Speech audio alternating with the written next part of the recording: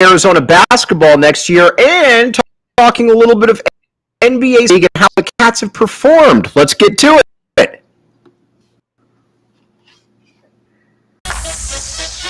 You are Locked On Wildcats, your daily podcast on the Arizona Wildcats, part of the Locked On Podcast Network, your team every day.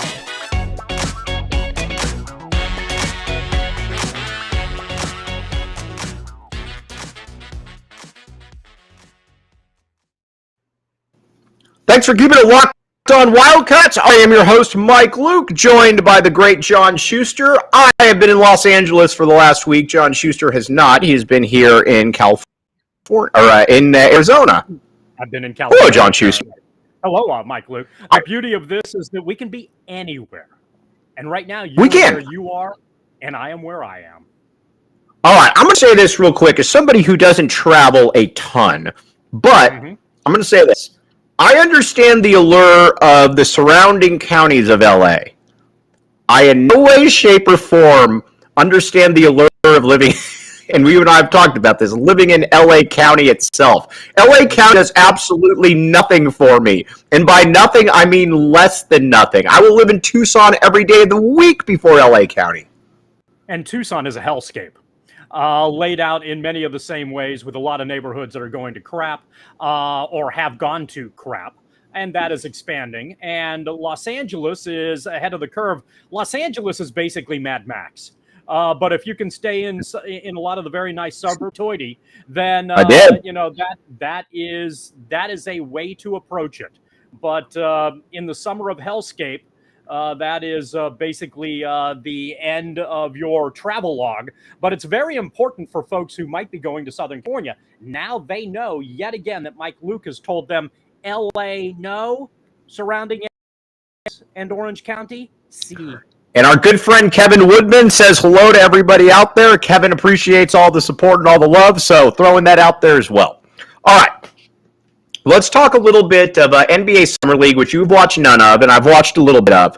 But I'm going to tell you essentially what's happened, and I'm going to get your take on if you're surprised, if you're, Benn Mathurin has impressed a lot of people out there. From his ability to score the basketball to his physical prowess out there, and his passing has also impressed some people. He looks like a guy that people are very enthused by in major minutes. Are you at all surprised by that? Not in the least. And I'm also not surprised that Mathurin is maybe getting, I don't want to say the better of Ivy, but I like Ivy a lot, the kid out of Purdue. Mm-hmm. But I don't, you do. I was fascinated that Ivy was more highly regarded across the board than Mathurin was. And that to me was kind of one of those things where maybe, and you talk about this quite a bit in a variety of formats, how the Big Ten gets a little bit more love than perhaps it deserves. And the love affair with Ivy over Mathurin was often curious to me. And I thought Mathurin could be a better player. And it seems that so far that, without playing an actual game, Mathurin has done very well up to this stage, which does not surprise me at all. The other thing that I think is kind of interesting as a result, it feels to me like Indiana's done a lot of good things, and that they are a team that is poised to set itself up really well to be favorably competitive for the foreseeable future. Okay, now let's talk Dalen Terry. He's looked. People have seen what he can do as far as his passing. He's turning the ball over a lot. I'm not really surprised by a ton of it because he's a guy, if you draft, he's very raw. You're expecting a couple years, and you and I both are on record saying that we think he's going to be the best player from this team, and we both like Benn Mathurin a great deal. But, Terry was still, at the end of the day, a guy that averaged 8 points, 4 rebounds, and 4 assists last year. You could clearly see the talent and what he could do, but I always felt if you drafted him in the first round, you're probably taking this as essentially a redshirt year. Yeah. And that's okay. And he is a player that can help with depth, and he's a good character guy. And once I think he gets to the point of understanding and recognizing that he has a skill set that can play, I think then he won't press as much as he probably is at this stage, where he's likely probably just trying to impress too much. And once he gets comfortable with the belief that he can play and play favorably at this level, I think he'll be fine. And there's a willingness to improve as well. As frustrating as it may be in mid-July, I think down the road, Dalen Terry is a guy who can be a very good benefit to the league as a whole and the team that he directly plays for. And he was drafted at a good place on a team that is solid to good already. Right. And those are qualities that I think really help him out. Mike, he doesn't have to do too much in the early stages. And once he understands what it is that works for him, then he can develop and progress a little bit, very similar to the way that he did last year at Arizona. Yeah. And so, yeah, I think there's and it's kind of weird. It sounds like we're talking out of two sides of our mouths. Right, for sure. There's nothing wrong with that. You know, how Ben Mathurin is awesome. He's incredible. He's the greatest player in the history of forever in the summer league. Therefore, you know, how dare anyone didn't take him number one. And then Terry, well, you know, it's okay. Pump the brakes a little bit. Terry will be just fine. But I think ultimately all that said, they'll hopefully both be just fine and represent Arizona at the next level very well. All right, now Christian Koloko is putting up about 10-7. He's another guy that I think it's going to take him a little bit of time. I know we've talked about this, but I can't remember exactly what you said. What kind of pro do you expect Koloko to be? Because you were ahead of the curve on Koloko. I was not. You were. Well, defensively, I think he has a skill set that allows him to be very beneficial on that side of the floor. Is he Rudy Gobert? Maybe Rudy Gobert light. Right. But I think he may be able to play the perimeter defensively a little bit better, which is helpful. Again, I don't necessarily, especially in the early stages of his career, I don't expect Koloko to be a guy who you run any real plays for, right, other than maybe the occasional pick and roll at the rim. Right. But more often than not, Koloko, and I was wrong about this at the college level because occasionally Koloko showed that he could score. Right. But at the professional level, I would expect him to be a defender and rebounder, a guy who can help you get out on the break, and maybe the points that he gets are as a result of offensive rebounds, maybe in fast break transition. That's the thing. Koloko has a skill set that plays. My issue is one that's a little bit different than yours. And I think you and I see things a little bit differently here. And if it's something... I have glasses, Schuster does not, so that's why you want to listen to Schuster on this. No, I don't know. If you want to, anyway, I'll ramble here. I was wondering if you wanted to take a break or something. Yeah, no, you go and then we'll go. You go and you go. All right, sounds good. I just don't know the format of this show anymore. Don't worry, I've got it down. I will go like this. Oh, that's all I need. In the radio industry, that means to break. That means to break. Also, this is kind of an inside. This is an inside baseball behind the scenes sort of thing with our pal Nate Rady, who used to do what you did over at the old radio station when I was broadcasting postgame shows. Nate Rady would do this all the time, and I would never listen to him. And it would drive him bonkers, absolutely bonkers. So I would run long on a break, knowing that I was going to come back in the next break, give a score, and then go to another commercial break right, and get us back on track. Drove Mr. Rady nuts, which was fantastic in and of itself. So when you do that, be prepared. I'll just continue to ramble. My issue with Koloko is the mental thing.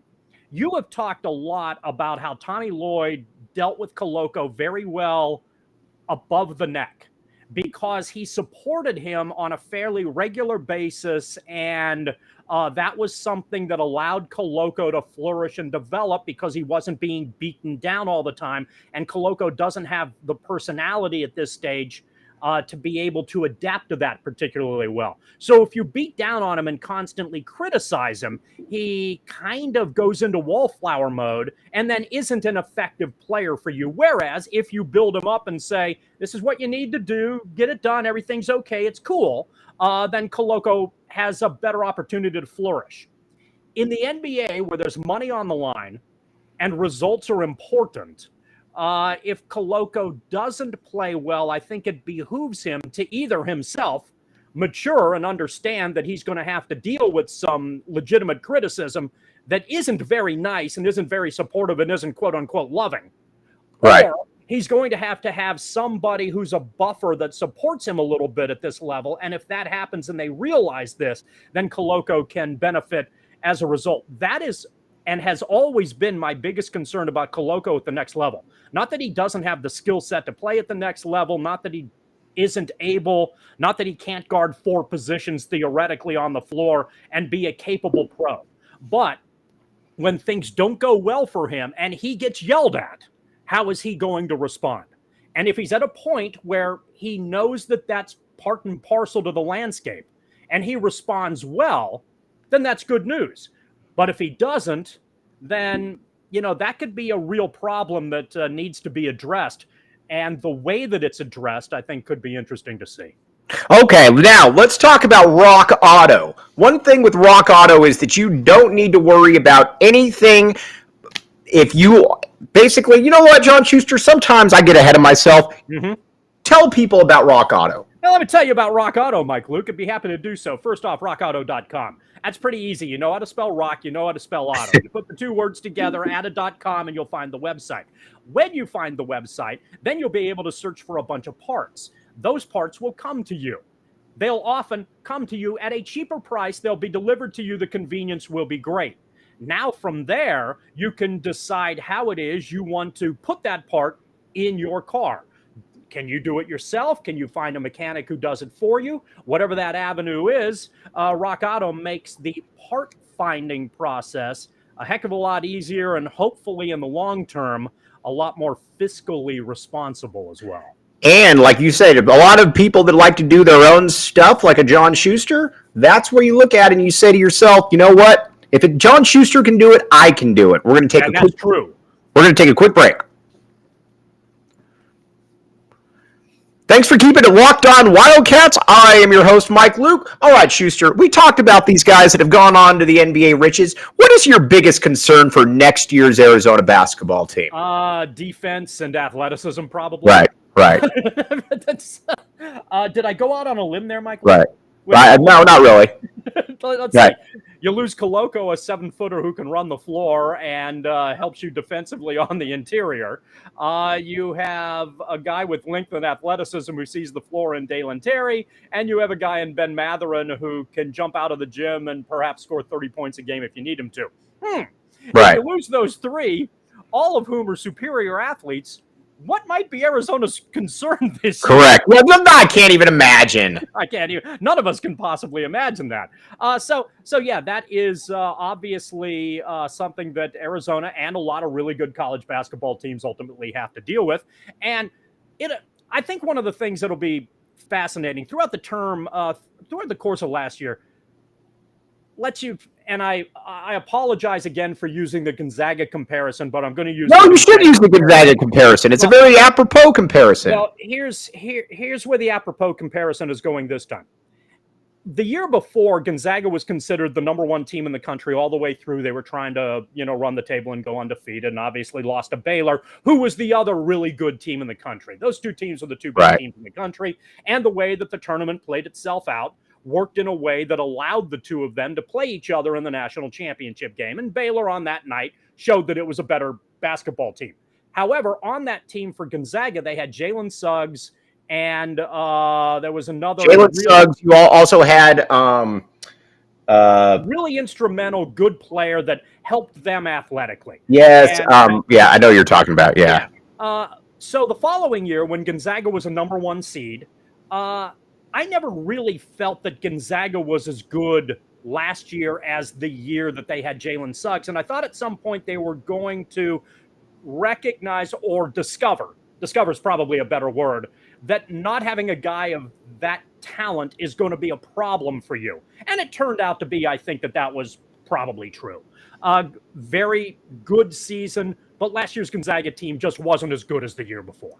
And Jalen Suggs was a guy who had a lot to do with that. And Suggs was a top 5 pick. Right. So a lot of that makes sense. So this year's Arizona team to me feels very similar. I think there's reason to believe they could overachieve.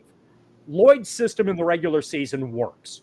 And I think it's one of those things where you can have a lot of wins game to game to game in a regular season, but once you get into, the tournament, And, those sorts of things, you might discover that talent needs to step up. And that's probably an area that Arizona is going to find difficult. It's not just, you don't magically replace Mathurin, Terry, and Koloko in one recruiting class. And Right. just think you're going to, there's reloading, but then there's also a little bit of reality that goes to it. I would not be surprised if Arizona's a top 4 seed heading into the NCAA tournament next year. And we're talking about how Arizona overachieved in the regular season. And I would not be surprised as a result, of course, saying this 9 months out, if Arizona does not have a particularly good tournament run either. But there are 2 guys on the roster who I think are instrumental. One on the inside in Ballo, and the other guy is Ball.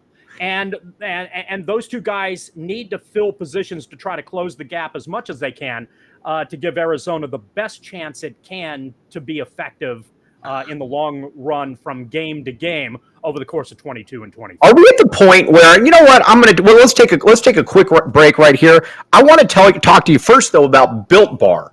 Built Bar, you look at the strongest teams out there and you think to yourself, man, how did they get that advantage? I had never thought about this until John Schuster brought it up. When you think of the Pac-12 South and you think strength, you think brawn, you think burliness, you think Utah. Oh, you certainly do. Where's Built Bar based out of? Utah. Not only are they consuming a high-level protein product, they also obviously enjoy it as well, which is half the battle. So again, check it out right there. You can go to GNC. John Schuster likes the blueberry. What do you got there, John? By the way, before you continue, do you know what yesterday was? Yesterday was National Blueberry Muffin Day. Right. Interesting. What is Built Bar's? It's their best one. Let's be honest here. It's their best one. Yeah. So right. It might as well be National Built Bar Blueberry Muffin Day almost every day for you. Watch this.